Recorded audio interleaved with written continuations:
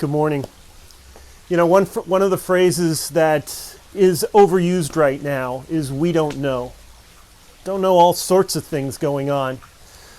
And so, as I thought of this morning moment for you and for myself, I thought of Jeremiah 29:11, where God speaks to people in a horrible time and says, "I know the plans I have for you." And here's the thought I want to give you this morning. Tell me if this sounds familiar. A congregation used to meeting up in large crowds with their pastor and having this pastor speak directly to them is forced by circumstances beyond their control and a government restriction that keeps the congregation from experiencing the pastor's teaching in the usual way. I know this sounds local and familiar, but it's actually very ancient. That preacher has to rely instead on a rare, uncommon, therefore awkward and untrusted technology to share the gospel with his people. That preacher that I'm thinking of was the Apostle Paul. And while it's a big stretch to think of the Apostle Paul and not Chap and me, I realize that.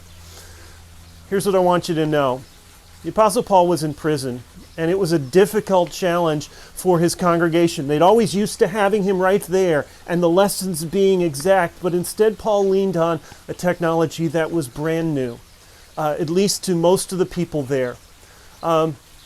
He used that technology called writing on parchment or papyrus.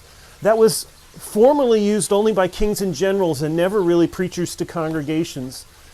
And it was unusual, but that's the way his message could get to them. It seemed like a step in the wrong direction for the gospel. But you realize every time you and I open up a New Testament and look at the book of Romans, or 1st and 2nd Peter, or Revelation, or anything like that, what we find is something that was written because of that unusual circumstance. The preacher could not be with the congregation. Here's the point I want to make to you today. Please know that in whatever situation you're in, or I'm in, or the days ahead will be in, God is not hamstrung and the gospel is not limited by this situation. It's not a surprise to God, and it's not a hindrance to the cause of His kingdom. On the contrary, the reason you and I have these wonderful things is because God knew the plans He had for our church.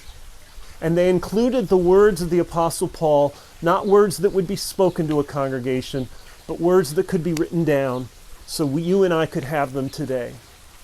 I don't know what God has for the future.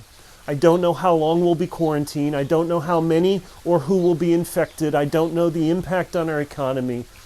But I know that God knows the plans He has.